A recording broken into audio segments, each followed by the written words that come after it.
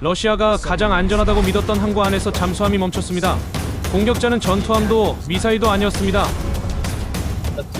3억 원짜리 수중 드론 하나가 5천억 원짜리 킬로급 잠수함을 멈춰 세웠습니다. 전쟁의 계산법이 무너졌습니다.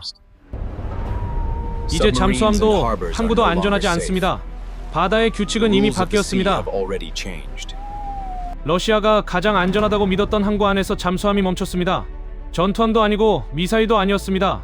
가격 3억 원짜리 수중 드론 하나였습니다.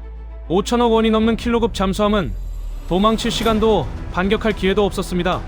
이 순간 해전의 공식은 깨졌습니다. 우크라이나 보안국은 이 공격이 수중 드론 서부시 베이비에 의해 수행됐다고 발표했습니다. 표적은 러시아 흑해함대의 핵심 전력으로 꼽히는 킬로급 잠수함이었습니다. 이 사건은 단순한 전술적 성공이 아니라 바다에서의 전쟁 방식 자체가 바뀌고 있음을 보여주는 신호였습니다. 이번 공격이 특별한 이유는 분명합니다. 공격 수단이 무인 수중 체계였고 표적이 잠수함이었으며 공격 장소가 군함 내부였기 때문입니다. 잠수함은 원래 가장 은밀한 무기입니다. 그 은밀함을 믿고 항구 안에서 휴식 중이던 잠수함이 보이지 않는 드론에게 먼저 발견되고 먼저 공격당했습니다. 이 장면은 해군 역사에서 매우 이례적인 순간입니다. 서부 시베이비는 우크라이나가 기존에 운용하던 수상 드론 시베이비 계열의 확장형으로 알려져 있습니다. 우크라이나는 전쟁 발발 이후 대형 군함을 만들 수 없는 현실 속에서 저비용 무인 체계에 모든 역량을 집중해 왔습니다. 수상 드론은 이미 흑해에서 러시아 군함과 항만 시설을 여러 차례 타격했습니다. 그리고 이제 그 전장은 수면 아래로 내려왔습니다. 수중 드론의 가장 큰 장점은 탐지가 어렵다는 점입니다.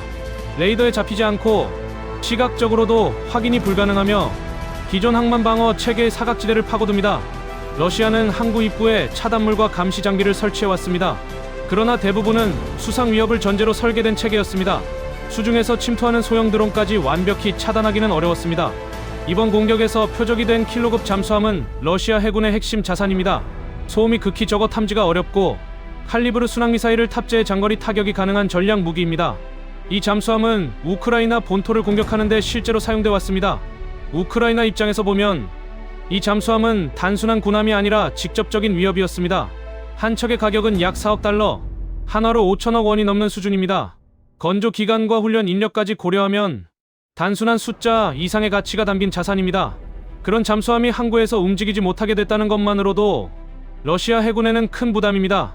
격침 여부와 상관없이 작전 불능은 전략적 손실입니다. 이번 사건이 특히 주목받는 이유는 비용 대비 효과 때문입니다. 공격에 사용된 수중 드론은 수억 원 수준으로 추정됩니다. 수억 원짜리 무기가 수천억 원짜리 잠수함을 멈춰 세웠습니다. 이것은 단순한 성공 사례가 아닙니다. 전쟁의 경제 논리를 근본부터 흔드는 장면입니다. 이제 전쟁에서 중요한 질문은 얼마나 비싼 무기를 가졌는가가 아니라 얼마나 효율적으로 상대의 약점을 찌를 수 있는가가 되었습니다. 우크라이나는 해군력이 거의 없는 국가입니다. 대형 전투함도 항공모함도 없습니다. 그러나 드론을 통해 바다에서 주도권을 흔들고 있습니다. 러시아는 이미 흑해의 주요 거점이었던 세바스토폴에서 함대를 후퇴시켰습니다. 노보로시스크는 마지막 안전지대로 여겨졌습니다. 그러나 이번 공격으로 그 인식은 무너졌습니다. 이제 항구도 안전지대가 아닙니다. 잠수함도 숨을 곳이 아닙니다. 바다는 더 이상 깊이가 방어가 되지 않습니다. 러시아는 이번 공격으로 잠수함이 손상되지 않았다고 주장하고 있습니다. 그러나 중요한 것은 피해 인정 여부가 아닙니다. 수중 드론이 잠수함을 직접 위협할 수 있다는 사실 자체가 이미 전 세계 해군에 충격을 주었습니다. 이 사건 이후 미국과 유럽, 아시아의 해군들은 항만 방어와 대잠 전략을 다시 검토하고 있습니다. 기존의 대잠 수함전은 자망 중인 대형 잠수함을 탐지하고 격침하는 데 초점이 맞춰져 있었습니다. 그러나 이제는 작고 싸고 조용한 수중 드론이 새로운 위협으로 떠올랐습니다. 이 변화는 대한민국 해군에게도 중요한 질문을 던집니다. 대한민국은 해양 국가입니다. 군함과 상업항구가 밀집해 있고 해상 교통모에 대한 의존도가 높습니다. 우리 항구는 수중 드론에 대비되어 있는가? 우리 감시 체계는 작은 무인 체계를 탐지할 수 있는가? 우리는 방어만 할 것인가?